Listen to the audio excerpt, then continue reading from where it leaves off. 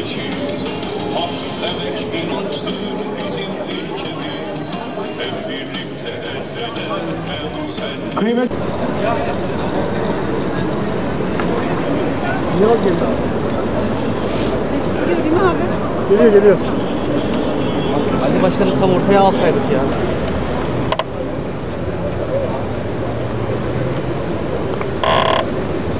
Emekliler bütçeye yük değil.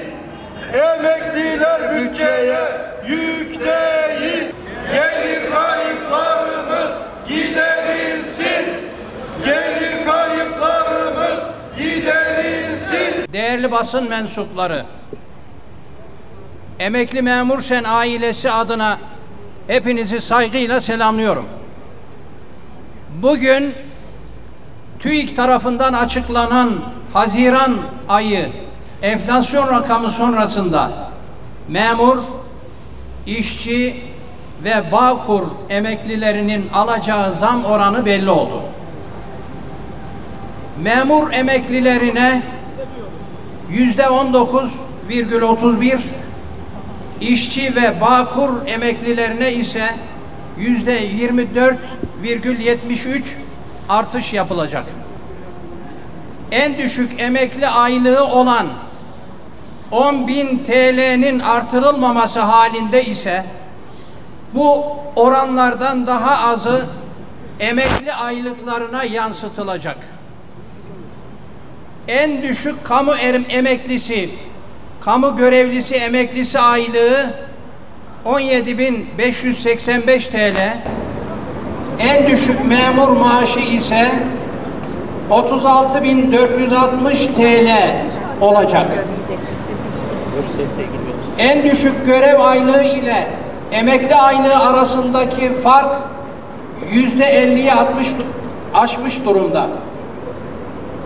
Emekliler devlete yük bakış açısının oluşturduğu bu adaletsizlik toplumun tamamını etkileyen, toplumsal huzursuzluğu artıran, emeklilerin toplumdan uzaklaşmasını sağlayan bir tabloyu karşımıza çıkardı. Emekliler hazineye gider ya da devlete maliyet değildir. Biz çalışırken devletimize vergimizi ödedik. Hazineye katkımızı sağladık. Birey olarak sorumluluğumuzu yerine getirdik. Ülkemizin büyümesinde ve güçlenmesinde görevimizi yaptık. Geldiğimiz noktada ise emek veren, vergi ödeyen, hazineye katkı sağlayan emekliler asgari ücretin altında görev aylığının yarısı kadar emekli aylığı alıyor. Ocak ayında dedik ki devletimiz hesap makinesinin küçük rakamlarıyla hesap yapmayacak kadar büyük bir devlettir. Emeklilerini, emek verenlerini mağdur etmez. 2023 Temmuz ayında yapılan seyyanen iyileştirmenin kamu görevlisi emeklilerine yansıtılmaması nedeniyle emeklilerimiz 6 ay gelir kaybı yaşadı. Ocak ayından bugüne kadar da bu yanlıştan dönülmedi. Gelir kayıplarımızı telafi edecek bir düzenleme yapılmadı. Beklentilerimizi, taleplerimizi ve sesimizi duyan, çözüm için fikir üreten çıkmadı. Fakat gider kalemlerine zam yapılması, gelir kayıplarının artırılması, emekliler ve sabit gelirlilerin geçim derdinin daha da büyümesi için sürekli olarak arayışlar, artışlar ve zamlar yapıldı.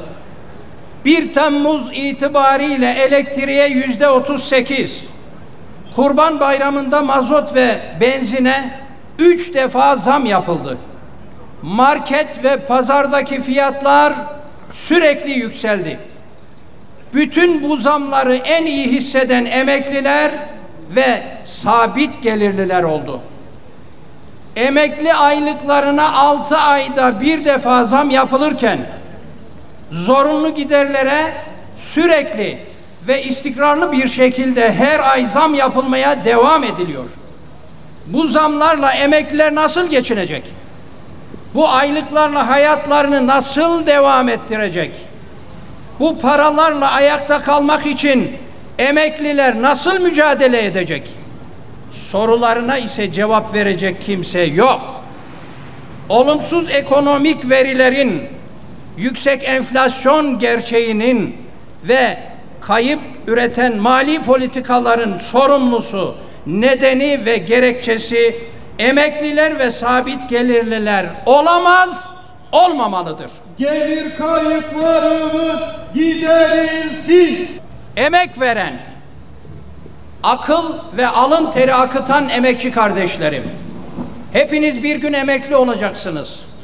Sistemin getirdiği yanlışları, adaletsizlikleri ve hakkaniyetsizlikleri görün ve yarın bu sorunlarla karşılaşmamak için bugünden tedbir ve önlem alın.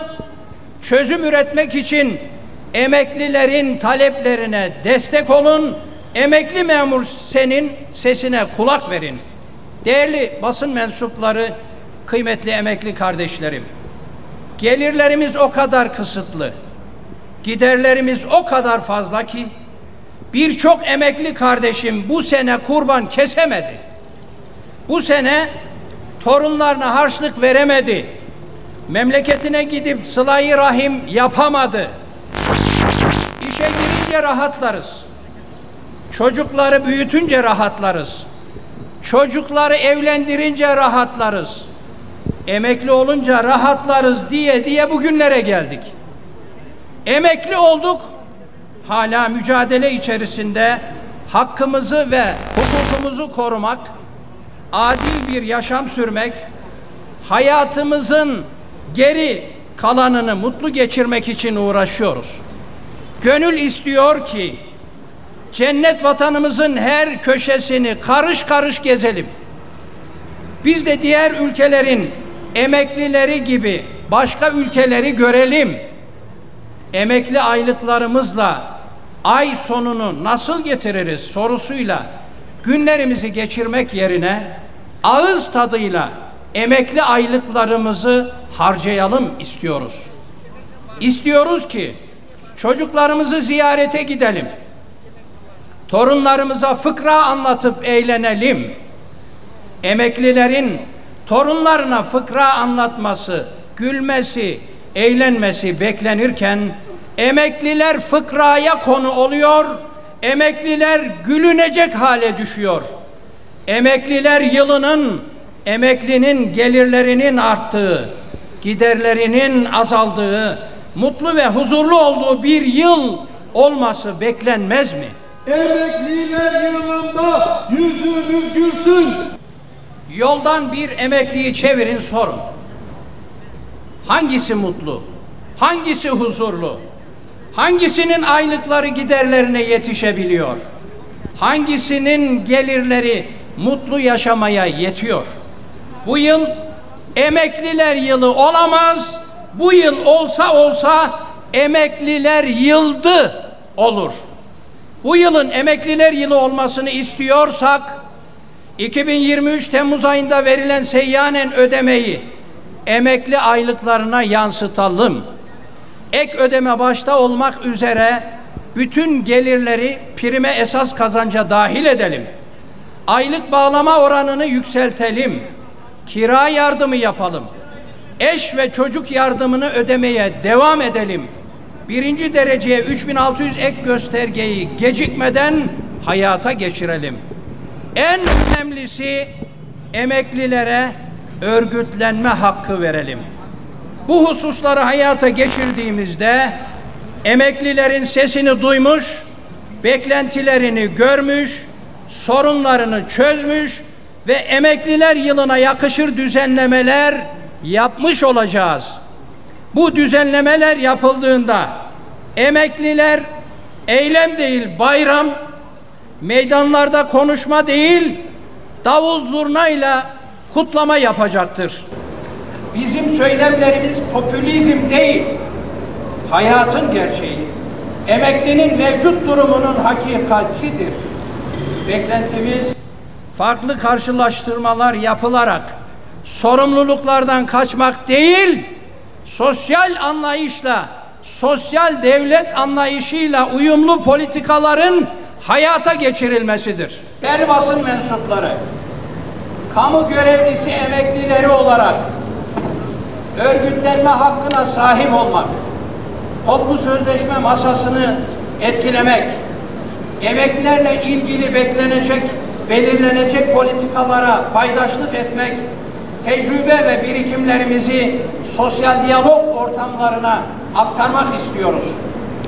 Sıkılaşma politikalarını, tasarrufları, tedbirleri ve gider artırıcı zamları emekliler üzerinde uygulayalım. Nasılsa sesi çıkmaz anlayışını reddediyoruz. Devletimizin insana, emeğe ve alın terine verdiği değeri biliyoruz.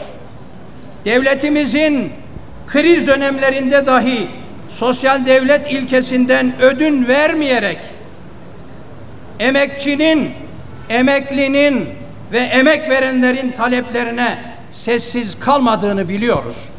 Bugün belli olan maaş, ücret artışlarına ilave iyileştirme yapılmasını bekliyor.